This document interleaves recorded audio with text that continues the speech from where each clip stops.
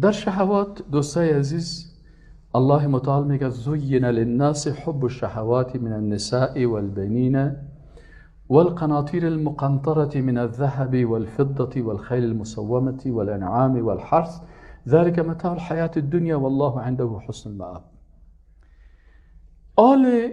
وقتی که شهوات هست، آیا شهوت بد چیز است؟ شهوت ام خوب است ام بد است؟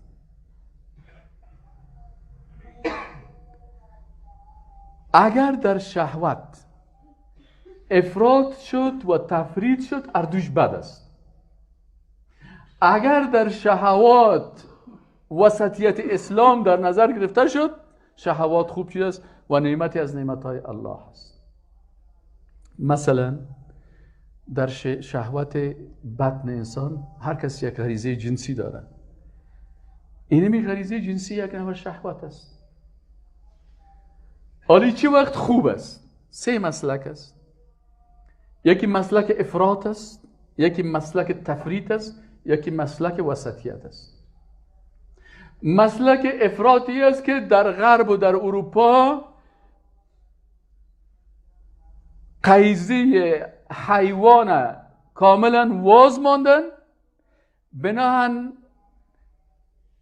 برای مردم میگن که هر چیزی که خواسته باشی ازدواج با بکنی، ازدواج نکنی، با هم جنس بکنی، با حیوان بکنی و زنا بکنی و هر کاری که بکنی تو آزاد هستی و هیچ کدام بندش نیست. این شهوت پرستی است، این ناروا هست، این افراطیت است، این ناروا هست. این مثل چی است؟ مثل ازی است که دریا را سر قریه ایلا بیتی، این دریا چی میکنه؟ قریه رکت قریه از بین میبره، جامعه را نابود میکنه، ارزش‌های انسانی را از بین میبره، نسل بشر را از بین میبره. امروز اروپایی ها به خاطر نمی کارشان سر نسل خود میگه نسل اروپایی رو به انقراض است، از بین رفته، میره دیناسور واره، ماجین جایش را پر کرده میره، یکیش اولاد نمیاره، یکیش عیاشی میکنه، یکیش میکنه، یکیش بالاخره زندگیشان وضعیتشان خراب است. این افراطیت است. بعضی کسا تفریط میکنن، مثل بعضی مردمای رهبان گوشه‌نشینایی که اونا ازدواج حلال سر خود چی میکنن؟ حرام میکنن. این مثل ازی وارست که امی دروازه های پیشروی دریا یک بند روانی که این بند دیگه اما تو پر میشه و پر میشه و پر میشه و پر میشه، باز بالاخره این ملنگ لالایی که دریاش پر شد و پر شد و پر شد پر شد، بالاخره ملنگ تبدیل میشه به پلنگ. این تفریط است.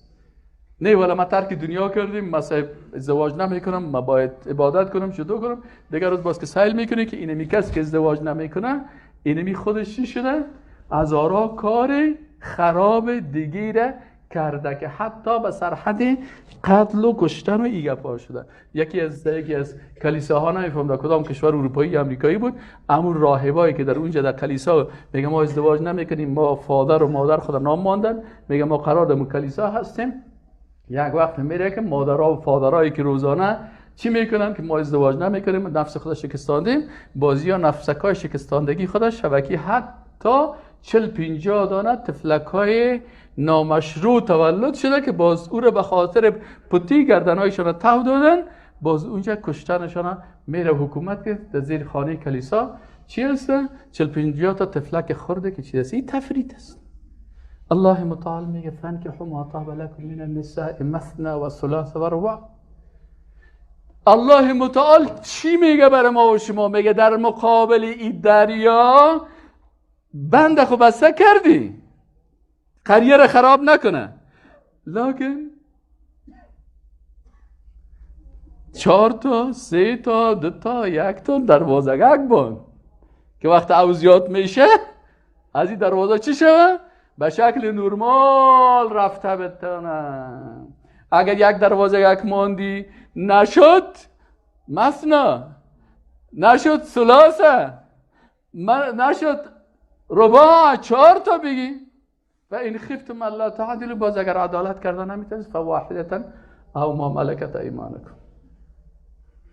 پس اینجا هست که بندام بسته میشه، لکن راه بیرون رفتش هم وجود داره و به این شکل این طریقه خوب و پس اسلام وسطیت از در بین رهبانیت و گوشگیری و ترک دنیای راهبای نصرانی و کسایی که متأثر شدن به رهبانیت نصرانیت در بین مسلمان ها و بین حرکت های غربی شهوانیه که دروازه‌ش بیخی واز ماندن، دریا را بیخی هم طرف قریه ایلا کردن که در بتا کل قریه را چپه کنه. در بین از اسلام چی است؟ دین وسط است. اگر باز از این وسطیت استفاده شود باز شهوت خوب است، به خاطر که شهوت بطن به خاطر از این است که وقتی میخوریم غریزه خوراک بر از این است که ما را صحت میته، عافیت میته، دوام نسل بشری هست. اگر شهوت دیگه هست، هر کدام از این شهوت ها روی یک هدف هست که بالاخره میتونه یک نتیجه مثبت خوبی خود داشته باشه. اینا رو دشمنای اسلام از صلاح شهوات استفاده میکنن به خاطر سلوک که روش مسلمانان رو خراب بکنه و شهوت و به خاطر شبهات که فکر و عقیده رو خراب بکنه. یعنی دشمنا از این استفاده میکنن. چند قسم شهوات است؟ 4 قسم شهوات است. باید بشناسیم خوبیایشون، خطرشون. یکی این شهوات که است شهوات لعب است. لعب از پایان شروع میشه. شهوت لعب در کجاست؟ شهوت بازی و ساتیری میگی این در پای میباشه، در پاها میباشه، از زانو به پایین. این زیادتر برای جوانا و نوجوانا است. همیشه تو کاره که سعی کنی از این صبح تا شام دویده میره و تا میره 1 دقیقه چپ نمیشینه. شهوت از این بسیار قوی در پایش، تمام روز در کوچه دویده میره، مانده نمیشه. قسم دوم شهوتی است که این از زانو بالاتر است، از زانو بالاتر است. این را شهوت بطن میگن. شهوتی است که بسیاری جوانا را به زنا و به همجنسگرایی و به گناه و به عادات سری و به این چیزا میکشانه. اگر مثبت استفاده نشه.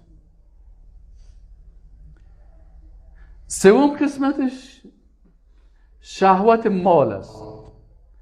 این شهوت پای که است از طفولیت شروع میشه تا زمانهای 15 و 16 سالگی. شهوت بطن که از بعد از 14 سالگی و 15 سالگی شروع میشه تا 30 سالگی یا زیادتر دمی هستن. تمام روز موبایلک سعی کنی و عکس انداخته و قلب است و تیر است و عاشق است و معشوق است و گرفتار است و تکه هست و لیلا هست و مجنون است و شیرین است و فرهاد است. این شهوتش است. داری میگه پا غرق است. ایناله این شهوت بطن است و بسیاری کسا در این مبتلا هستن و بالاخره بسیار خطرناک است. و تا وقتی که انسان با تقوا و با عبادت و با ازدواج و با این از این خاطر رسول الله صلی الله علیه و آله برای جوانان همیشه توصیه میکنه که یا معشر الشباب من استطاع منکم الباءة فلیتزوج، کوشش کنید که ازدواج بکنین. فإن لم یستطع فعلیه بالصوم، اگر نتونستین باید روزه بگیرین، زیاد روزای نفلی بگیرین، دوشنبه و پنجشنبه روزه بگیرین تا این حداقل کمک تخفیف در وجود شما پیدا بکنه. سومی قسم شهوت مال است. این شهوت مال غالبا از کی هست؟ شهوت مال این همیشه آدمایی که از 30 به بالا میشن، 40 و 50 تراک هستن، یا دیگه تمام روز که چه قسم بلند منزل جور بکنم، چقدر پیسه داشته باشم، اکانت دلاریم چقدر است، اکانت افغانیم چطور است، تمام روز این شهوت مال است. دیگه در می سناد گرفتار اینمیا هستن که فلانی زمینه در کجا بخرم، فلانی جای برم، ولا در کجا زمین بخرم، ولا نشد یک 30 اتاقه در ترکیه پیدا کردیم، یک جریب زمین در فلانی جای پیدا کردیم، در استانبول از افغانستان خود سیر نکرد، والا این اونجا هم است. این شهوت مال است. و چهارمی قسم یعنی اینو بشناسیم که استعمار از هر کدام از استفاده میکنه. ایناله استعمار از هر کدام از استفاده میکنه. چهارمی قسمش باز این شهوت جاه هست. این شهوت چی است؟ قدرت طلبی هست، چوکی هست. بعضی کسا را ببینی که کمرک شام کپ شده و از راه رفتن و از خوردن مانده و کمر ممر شهوت بطنش هم خلاص است و از پای راه رفتن میتونه پایش روماتیسم گرفته و از پیسام جیبایش خوب پیسه و همه چیز داره، لکن آلی شهوت چی است؟ ایده کله است. شهوت چی است؟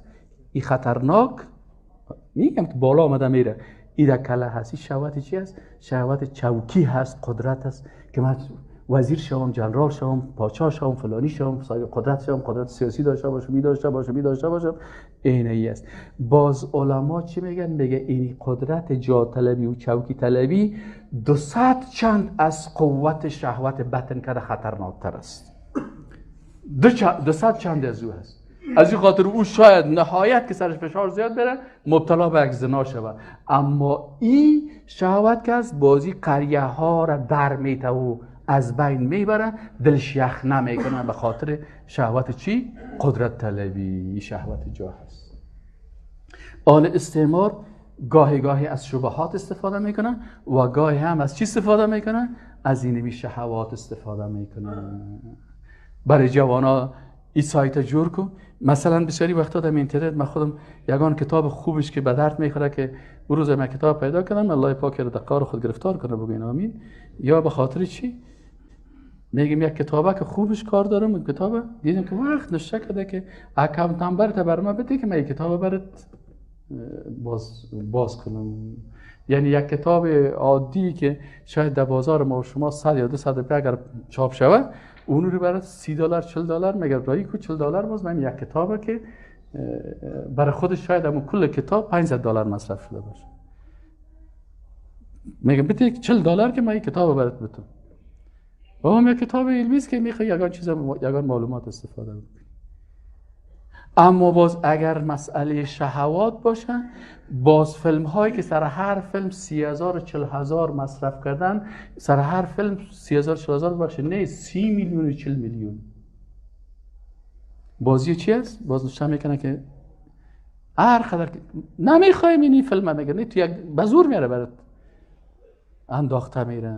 این چی هست؟ تا که انسان ها رو در چی داخل کنه؟ در شهوات داخل کنه. بعضی کسا را در لعب و ساتیری مصروف کردن. مثلا شما سعی کنید معقولیت پذیره. پاکستان 30 سال کرکت کرده، هندوستان هم 40 سال است کرکت کردن، افغانستان 1 سال 2 سال میشه کرکت کردن. اینی که 2 سال کرکت کرده او 30 ساله را میبره. از نگاه عقلی یک نفر 30 سال کار کرده باشه، این سپورت تکواندو بوکس و تراک است که اگه یک نفر 30 سال کار کرده باشه و دیگه 2 سال کار کرده باشه تا بوکس زدانش میدنه که پوزش رو طرف میپرانه. اما در کرکت بازی ها میبره به خاطر از این بازی جایزه زیاد هم میمانه. چرا که همین نماز و روزه و چون کل چیز که هست دیگه دست کلگی یک دانه چوبه که توپ دنده است، یک وقت توپ دنده میگن نام از رو ماندن کرکت.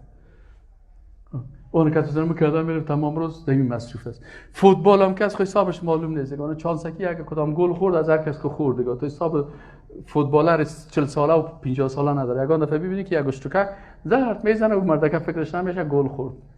کلش چانسکی هست. در این شهوات بسیار مردم به اندازه مصروف کردن. چرا مصروف کردن؟ سر از این پیسه زیاد میمونه. یک کتاب است به نام پروتکلات حکمای صهیون. این کتاب بخونید، بسیار کتاب چیز است. این کتاب صهیونیست‌ها جور کرده بودن، بازی کتاب پد کرده بودن، باز یک زن روسی را دوزی میکنن، باز می سر یک عرب $1,00,000 را میفروشن. بازی رو ترجمه کردن آل اینترنت فارسی عربی هر قسمش از به نام پروتکلات حکمای صهیون. این صهیونیست‌ها گفته به خاطر از اینکه مسلمان‌ها را تحت قبضه خود داشته باشیم، تحت استعمار خود داشته باشیم، باید چی بکنیم؟ یا را ذهنشان را به این شکل مصروف کنیم. از این خاطر بسیار جوانا را سپورت خوب چیز است. سپورت سنت است. بسیاری سپورت سیاحت و سباحه، علموا ابناءکم السباحه و الرمایه و رکوب الخیل. این حدیث رسول الله صلی الله علیه و سلم است. خوب سپورت که است اسب سواری است. یاد بگی اسب سواری را، یاد بگی فیر کردن، تیر زدن، یاد بگی اتم زدن، یاد بگی آب بازی را. این سپورت هایی که بس صحتت خوب است. سنت رسول الله صلی الله علیه و سلم باید سپورت بکنیم. سپورت هایی که به بدن ما منفعت دارن. لکن بعضی سپورت هایی است که مردم او سپورت نمیکنه، وقت خود در دیدن از او مصروف میکنه. یک نفر ببینی که ناکام شده، بگی چرا ناکام شدی؟ ناکام فوتبال است. چی کردی؟ فوتبال کردی ناکام شدی؟ نه، فوتبال نکردیم، فوتبال دیدیم، سیل کردیم. این سیل کردن از چی ارزش داره بر از این؟ لکن به خاطر از اینکه باز اون نفر قهرمان میته و باز میگه این فوتبالر که از 4 میلیون قیمت داره و 6 میلیون دلار فروخته شده، اله انسان چطور شد فلان شد. اگه این کار مسلمان ها بکنه، اگه یک مسلمان بگه یک نفر ما مثلا اینقدر فروخت، او شما انسان میفروشید، در حالی که این فوتبالر را کتا کتا فروخته میشه، سرش قیمت گذاشته میشه، غلام واره از این مملکت به اون مملکت فروخته میشه. و بسیاری وقتا انسان خوب اگر ما این کارا بکنیم باز این که شما چقدر وحشت کردین. خودشان وحشتشان چی است؟ 2 نفر در سابق در روم قدیم که بود، 2 تا غلاما را منداختن، اردوشان وقتی که چی میبدن سرشان جریمه قتل می بود که باید یا کشته شون اعدام شون، بازی ها را میفتن خیلی شما به این استادیوم مسابقه بتین، اگر تو را کشتی باز تو آزاد هستی. بازی ها تا سرحد مرگ می جنگیدن. یا که یک زندانی که سرش مثلا حکم قتل بود که باید کشته شود اعدام شود، باز بهش میگه که تو پلنگ جنگ میپرتیم، اگر خوب خود قوی بساز، اگر پلنگ کشتی باز تو قوی هستی. آل فعلا با پیسه خوب یک آدم میبینی خوب چاق کٹه خوب اندام داره، با $10,000 رو جمعه خود حیوان رو در بین قفس میبرته، زدن میخوره، پوزش هم نیست، بینیش هم نیست، کاسش هم نیست، باز پسان میگه اینا bayrak افغانستان بالا بردم. در چی بالا بردی؟ خود لط خورده از بین پنجره پیش روس و کفر و مسلمان کل شرماندی ما. از اینکه نمیرفتی که خوبتر بود. حداقل میگفتن از دروغ میگفت که افغان خوب غیرتی است. تو رفتی ما هم غیرت هم کلش از اون پس بردی. چی شده؟ این چی است؟ مصرف کردن استعمار در شهوت چی شد؟ در شهوت ساتیری و بازی های دروغی. دوم بسیاری از جوانان را چی میکنن؟ به خاطر از اینکه اگر این جوان تقوا نداشته باشه و ضعیف باشه، در شهوت بطن فیلم های انحرافی را که به میلیون دلار سر از اون مصرف میشه و برای مفت روان میکنن. دمی هر چیز که سعی کنین سایت ها رو برشان جور کرده و انداخته میره و تصویرها رو انداخته میره، در حالی که همین جوانایی که 24 سال دمی چیزا مصروف هستن امی عکس‌ها رو سیل کرده میرن. آیا امر الله در نظرش نیست؟ و قل للمؤمنین یغضوا من ابصارهم و یحفظوا فروجهم؟ چشم پوشی باید بکنن. حداقل خب بفهمه که من خب گناهکار شدم. امی زن نامحرم با این بی‌سیرتی وقتی که من میبینم و تنها دیدنش، زنای صحابه با حجاب در بازار میرفتن، آیت قرآن نازل شد که قل للمؤمنین یغضوا من ابصارهم. به طرف زن با حجاب سیل نکن، به طرف زن با حجاب سیل نکن، چشمت پایان پرتو. اما تو میخیز به این سیل میکنی. این چی است که بسیاری کسا را درگیر ازی کردن؟ بس صدها جوان ببینی که با اینمی 24 ساعت این موبایل دستک زدن میره دیگر از ببینی که در مکتب و در پانتون ناکام بی سواد، شرمنده دنیا و آخرت است. قسم سومش بسیاری کسا است که در پولای حلال و حرام اینا را مبتلا کردن، سود، رشوت، حرام، ناروا، بی تفاوت از برش. و قسم چهارم بسیاری کسای دیگه هستن که در اینمی جاه و شهوات زیر مصروف میکنن و این سبب چی میشه؟ سبب گمراهی از اینا میشه. اقول قولی هذا و استغفر الله لي و لكم فاستغفروه انه هو الغفور الرحیم.